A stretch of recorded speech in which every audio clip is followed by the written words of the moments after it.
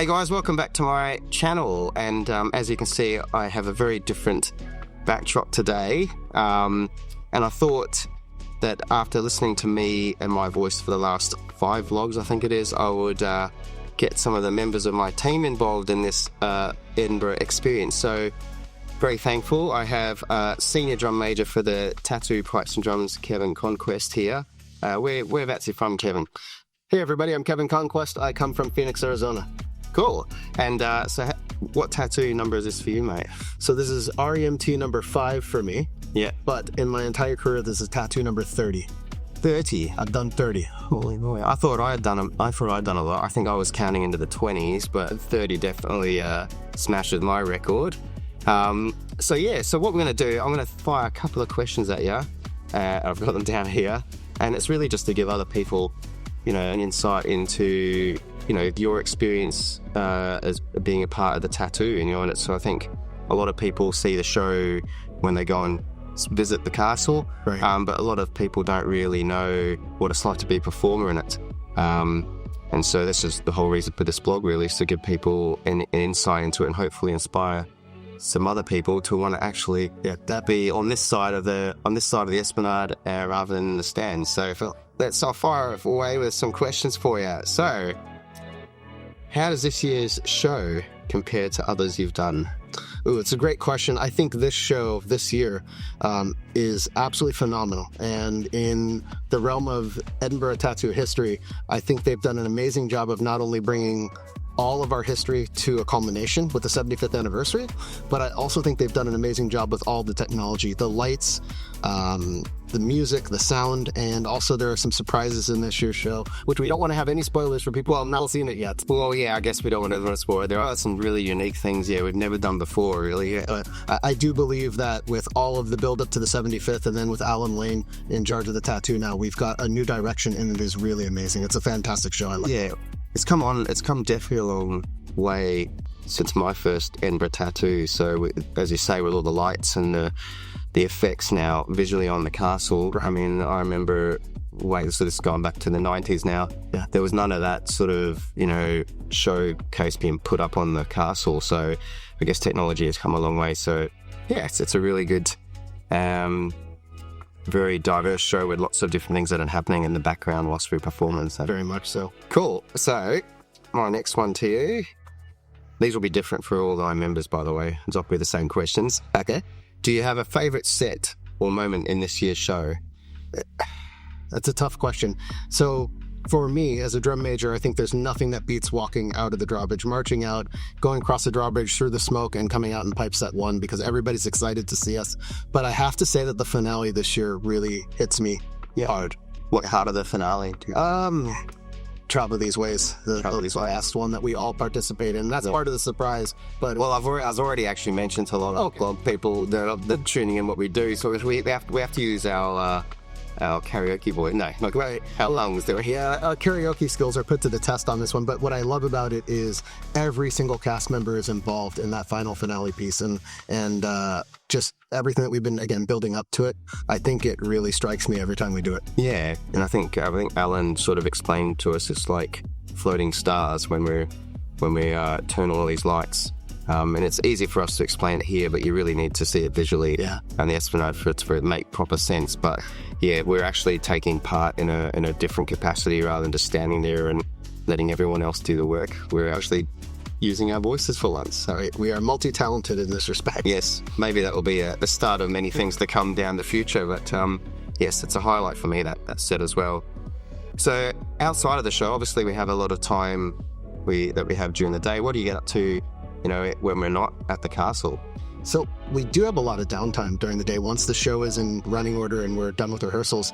So I try to mix it up a little bit. I try to pace myself throughout the month and not burn out too quickly. So everything from just walking around, I love to put in my my earbuds and go for walks and just see the city. And having been here a couple of times, obviously we've seen some things, but there's something new every time when I do that. There's also a group of us in the REMT Pipes and Drums that are going golfing now. So we actually have that time for tomorrow morning. I hear about this, So we'll be doing some of that. And then you're a golfer? Yes. Definitely. All right. So I wonder who's going to... So I spend most of my time walking, trying to find the ball. I don't know that I'll be much far behind you on that one. It's been a while since I last played, but we're going to try that tomorrow and see if we can't make a bit of fun out of that. Who do you reckon's going to be the dark horse in that one? Jane. Do you reckon? Yeah. I heard it was a big handicap. I've heard about this. Yeah. But I think we're going to see some... we're going to need some footage. Yes. We need some footage of this. Yeah, so promise made. I'll get some golf footage for tomorrow. I'll give it to Al for the next vlog. Absolutely. Yeah, that's going to be Fantastic. So yeah, that's we do get a bit of downtime, so we have to cover our time. But Edinburgh actually is buzzing all the time with the festival, so it's not just the tattoo that's going on. So if you are coming to Edinburgh, there's loads of things to do. It's not the same every year. What's it been like meeting performers from all over the world? I think that's one of the best things about what we do here. And you having done many tattoos, myself, and others that we get to perform with, one of the best things about meeting the performers from all over the world is that if you make a friend on one tattoo, you'll see them on another one, and the likelihood of seeing them again over and over again. So you start to build this worldwide network of friends and family wherever you go. I love learning about the different acts. I love learning about their culture.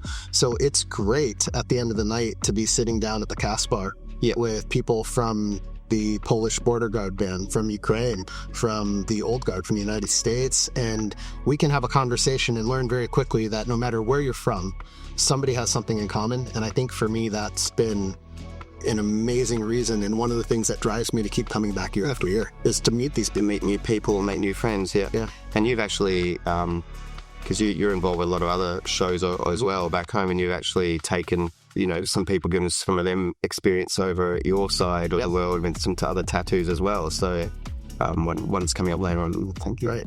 And it's quite reciprocal. I mean, I've been invited to other tattoos because people have met me here. Yeah. And my home band has had opportunities as well. Yeah. It's just amazing. Yeah. Cool. Yeah. And so we have a lot of beginners we have, we call them newbies in our ranks this year. So if you've never done the tattoo before, what advice would you give to someone that's never done something like this before? Good advice would be to prepare yourself.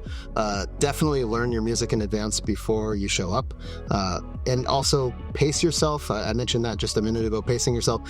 We say in our band it's a marathon, not a sprint, and that's really true. In the case of Edinburgh, we're here for a month, so it's very easy to burn out quickly within the first week or two. Slow yourself down, take it in. Another big one for all of us on the tattoo is to trust in the process and follow the script. There's a lot that doesn't make sense when we first get out there. You know what it's like when we first see the formations, for example, and it looks like something on a power piece, like how to get to that. Yeah, but we don't understand how we're going to get there. But instead of worrying about it, just trust in it. We'll get there. Every piece fits together, and at the end, when you've done that, it's much less stressful if you just go with it and enjoy every second. So what's it saying? It makes more sense once you get up to the castle. Right, totally does. Yeah, it looks different from the castle than it does at the barracks than it does on paper. It does, definitely, yeah. Yeah. Cool. And one final question I'll throw at you. Best uniform at the show this year, but you can't include our own, which is obviously the best, but what's the best other than our own uniform? Okay, so it's going to be a bit of a tie. Yeah. As a drum major, I have to say the state dress for the Guards drum majors, when Rab and Ewan are going to be wearing state dress when there's an HRH visit. Yep. I think that is an impressive uniform. Can you describe that? Oh, sure, absolutely. Yeah. So, state dress is a Royal Household uniform versus a British Army uniform. Drum majors in the Guards regiments are appointed as drummers to the Royal Household. So when a member of the Royal family is present, or if we're celebrating a holiday such as a Royal's birthday, if they're on parade, they'll be wearing state dress, which is, instead of the scarlet tunic and the bearskin, they'll be wearing a gold robe. Yeah. Gold and scarlet robe with a jockey cap and breeches. Yeah. And it's quite a different uniform. So I think that one's definitely up there. I would say the old guard fifes and drums with their colonial Revolutionary War uniform. That's cool. But I do have to say, I'm going to give a shout out to them. The tattoo dancers and the fiddlers have some amazing... Yeah, that's really the fiddlers this year have a real unique look about them, and it's first for a long time they've been wearing like a tartan sash, but this year now the uniforms are much more evolved and they look amazing. And then the dancers, as they do every year, they have some unique thing about their costume. But I really like the ones they're wearing in the Tattoo 75. Right, they've got like the black and white checkers, and it's like an old school old school uniform, which looks pretty cool. Yeah. But to pick one favorite, I think because the Fiddlers got a new look this year, Yeah. let's say that they have the Yeah, best. we'll go for the Fiddlers this Yeah, time. definitely. Cool. Well, that's really it I have. So thank you for joining into my channel, and we'll hopefully have a few more guys that will jump on board. But it's great to hear from your perspective. You know, why you come back every year, and you know your involvement with the show. And I look forward to March. We've got another 26 shows or so more, haven't we? We've got quite a few. I think it's 25, 26. It could be 26. Well, I don't know. It's in the 20s anyway. So We've already lost count, and it's been lost. yeah, that's right. So I look forward to stepping out with you every night, mate. Thank you so much. Thank you, mate. Thank you. Thank you. Cheers, guys. Cheers.